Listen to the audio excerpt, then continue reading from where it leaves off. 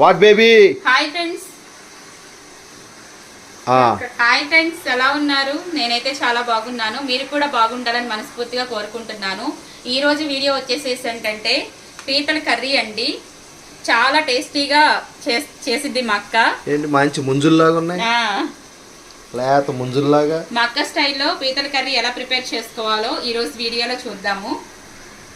Okay. నేను మొహం పీకిపోయింది ఏంటమ్మా?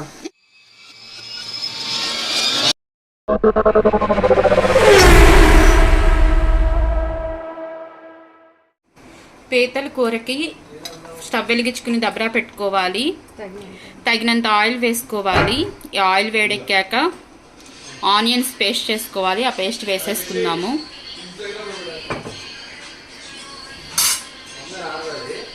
మీడియం సైజు ఆనియన్స్ 2 కట్ చేసుకుని ఇలా పేస్ట్ లాగా చేసుకున్నాను ఫ్రెండ్స్. ఆయిల్ వేడెక్కిపోయింది. ఇప్పుడు మనం ప్రిపేర్ చేసుకున్న ఆనియన్స్ పేస్ట్ కూడా వేసేసుకుని గోల్డెన్ బ్రౌన్ కలర్ వచ్చే వరకు ఫ్రై చేసుకోవాలి. ఇది మొత్తం ఒకసారి మిక్స్ అయ్యే విధంగా కలుపుకుని గోల్డెన్ బ్రౌన్ కలర్ వచ్చే వరకు ఫ్రై చేసుకోవాలి.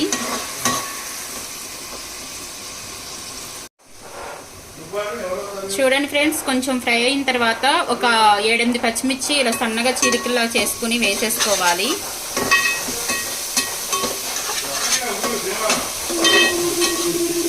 చూడండి ఫ్రెండ్స్, పచ్చి మసాలా కూడా ఫ్రై అయిపోయింది. ఇప్పుడు మనం పీతలు వేసేసుకోవాలి. ఇప్పుడు రుచికి సరిపడా సాల్ట్ వేసుకోవాలి.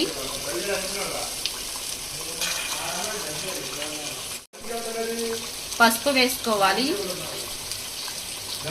నీసు వాసన అనేది రాకుండా ఉండడానికి పసుపు కొంచెం ఎక్కువ వేసుకోండి ఫ్రెండ్స్. ఇది మొత్తం ఒకసారి మిక్స్ అయ్యే విధంగా బాగా కలుపుకోవాలి.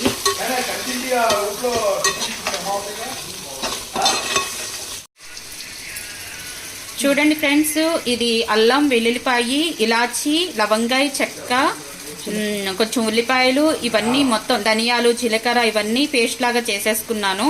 అది క్లిప్పింగ్ ఎప్పుడో మిస్ అయింది ఫ్రెండ్స్. ఇవన్నీ పచ్చి మసాలా ఇలా ప్రిపేర్ చేసేసుకొని ఇప్పుడు మనం ఇందులో వేసేసుకుందాము.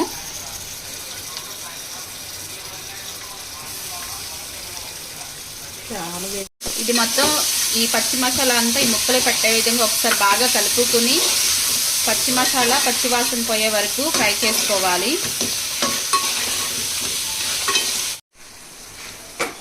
చూడండి ఫ్రెండ్స్, ఒక 3 టమాటాలు ఇలా ప్యూరీ లాగా చేసుకున్నాను.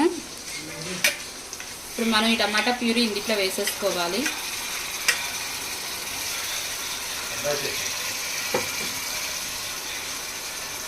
ఇది మొత్తం ఒకసారి బాగా కలుపుకోవాలి.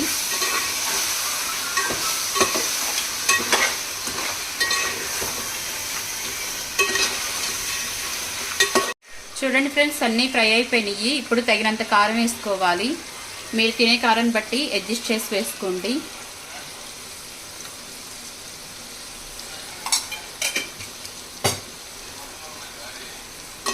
ఇది మొత్తం ఒకసారి బాగా కలుపుకోవాలి.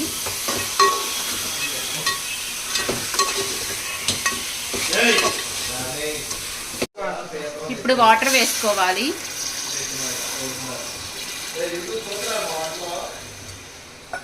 ఒక లోటడి వాటర్ అయితే వేసుకున్నాను నేను.